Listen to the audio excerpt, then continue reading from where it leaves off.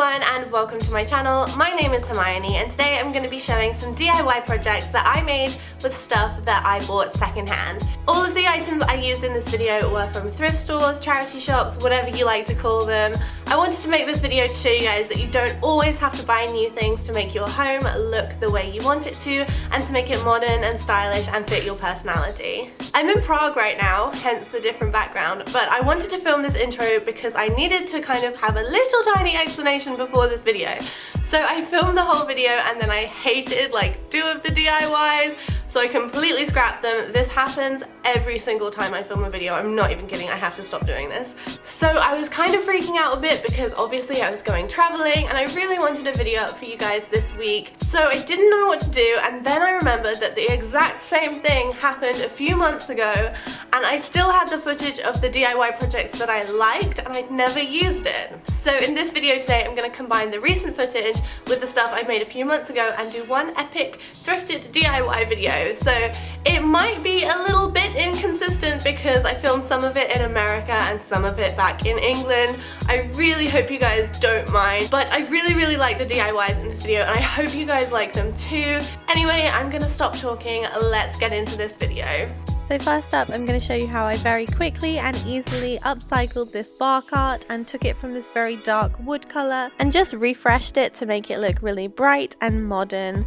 And this was so easy to do and very quick and inexpensive. Luckily for me, my cart was already gold, so I didn't have to spray paint it, but you can if you would like. All I'm doing is taking some contact paper, cutting it to size. To get those curved edges, I pushed my fingernails in the corners of the tray like you can see. All I did after that was peel the contact paper back and press it very firmly down, using my hands to get out any air bubbles. I also tried another method to cut the corners out by using a craft knife. This was a much cleaner way of getting rid of the edges, so I would definitely recommend this if you are old enough and comfortable enough to use a knife. And this is how my bar cart turned out. So I styled it with all of these pieces and I'm in love with how it turned out. Like I said, I was lucky that it was already gold, but you can totally spray paint it if you find one similar. I love all the fun printed, patterned bowls that you can find in secondhand stores. So I'm going to show you how I made mine into a candle, just as a way to upcycle it because I have so many trinket bowls, so I was like, what can I do with this? So I made it into a candle. So you'll need some tea lights, you will need some candle wicks,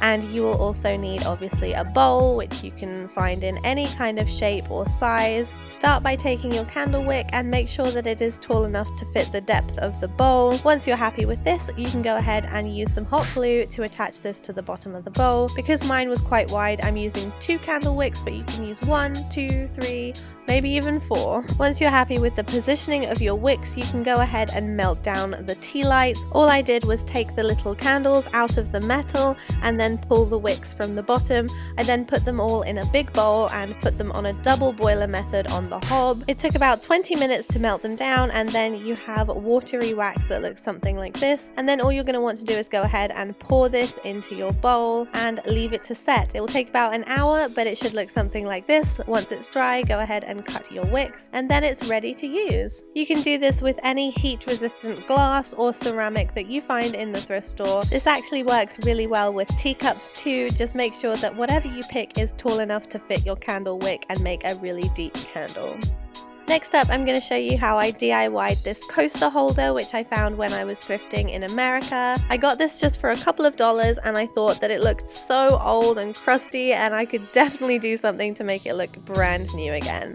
So this is what it looked like before. I absolutely loved the pineapples and I definitely wanted to paint this, so I started by taking the coasters out and cleaned it with a damp paper towel and some washing up liquid. I also went ahead and sanded the wooden coasters ready to paint them, and once I was done with that, I picked off all of the cork. I just scratched away at it with a pen. It took quite a while, but it was worthwhile doing. I did this for all of the coasters, and then I went ahead and used some gold spray paint, took it outside and painted the entire thing. Once it was dry, I went ahead and found this duct tape roll that matched the inside of the coasters, and I'm using this as a stencil for my contact paper. I got this contact paper I think for $3 in Target. It was so cheap, so I just cut a piece off and used the inside of the duct tape to make 6 circles to match all of the coasters. Then all I did was went ahead and peeled off the contact paper and stuck it on top of the coasters, and it's really that simple. You could totally add a layer of Mod Podge or some resin, would look so nice on top of these, but they held up really well and I loved how they turned out.